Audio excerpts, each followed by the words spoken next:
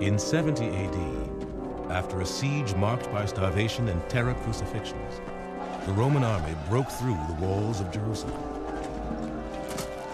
Not only did they kill thousands of Jews, they laid waste to the temple, the only place on earth, according to biblical law, where Jews could worship God.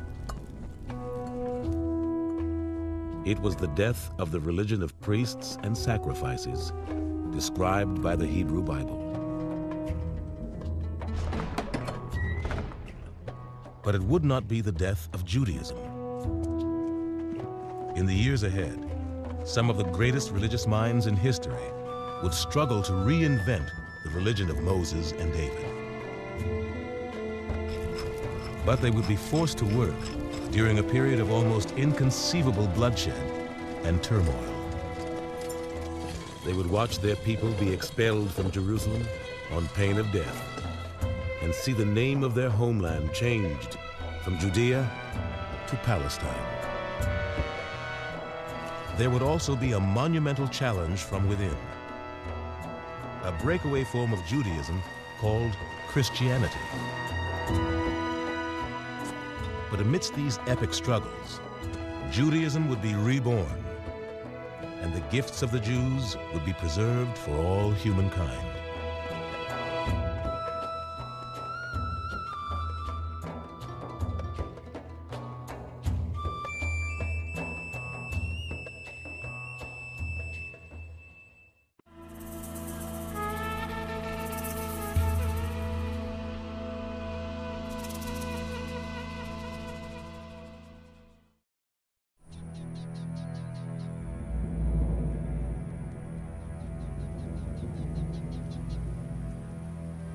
When the Romans laid waste to the temple, they destroyed far more than a building.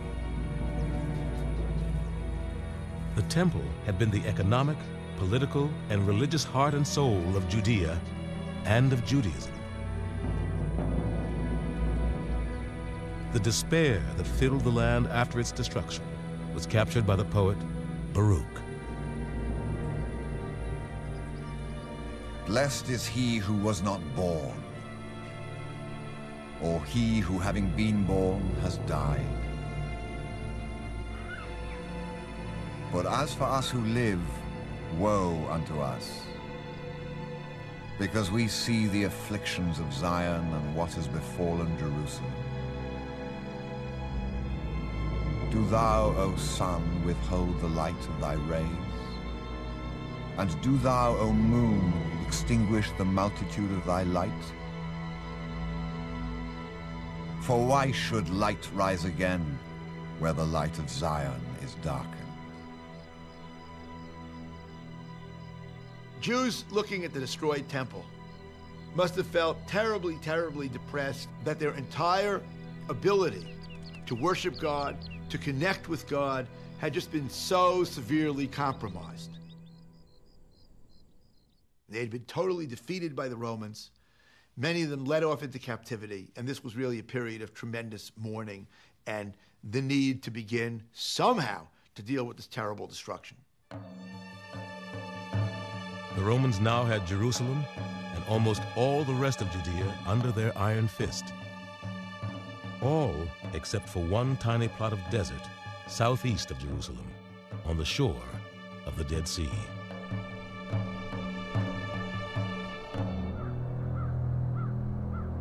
At Masada, a fortress built by King Herod, atop a butte overlooking the sea, one rebel group was still holding out against Rome. They were the Sicarii, who were named after the long, thin daggers they carried.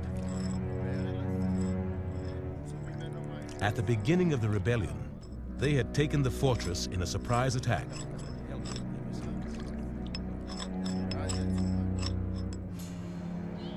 Herod had designed Masada so that a small force could hold it against an enormous army.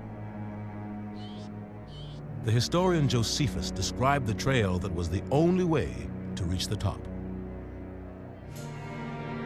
This trail was called the Snake, as resembling that animal in its narrowness and its windings. There is also nothing but destruction in case your feet slip, for on each side there is a deep chasm. Because the snake was so narrow, a handful of Sicarii had for years been able to beat back every attack by Rome's legions. But then the Romans began to build a ramp that would enable them to reach the top of Masada. For 2 years, the Romans built their ramp. And for 2 years, the Sicarii waited. On the day before the ramp was completed, the leader of the Sicarii, Eleazar ben Yair, told his men they faced an awful choice.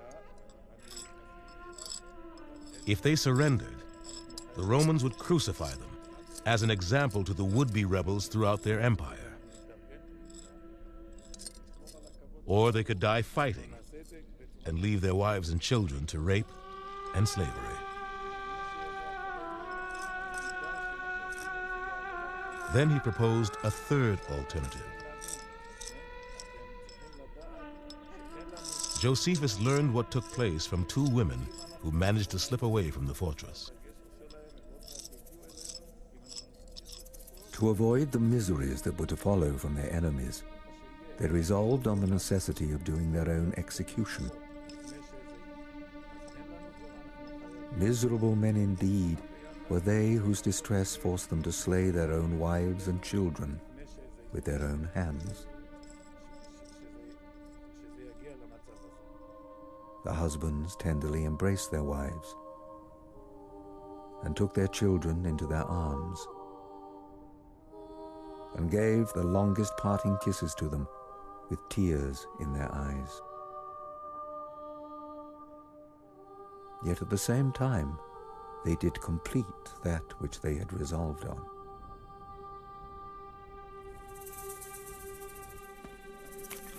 Not able to bear the grief they were under for what they had done, and esteeming it an injury to those they had killed to live even the shortest piece of time after them, they then chose 10 men by lot to slay all the rest.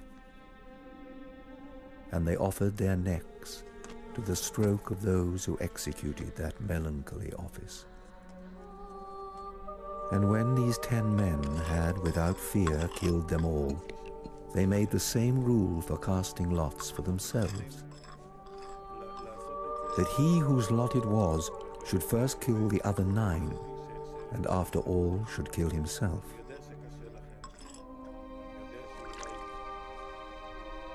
Now, for the Romans, they expected that they should be fought in the morning. But when they made their assault upon the fortress, they saw no enemy, but a terrible solitude on every side. It is here that that tradition of self-imposed martyrdom reaches its most poignant expression. And that is the very eloquent, if heart-rending, statement that when I can no longer choose whether or not to die, I can still choose how to die.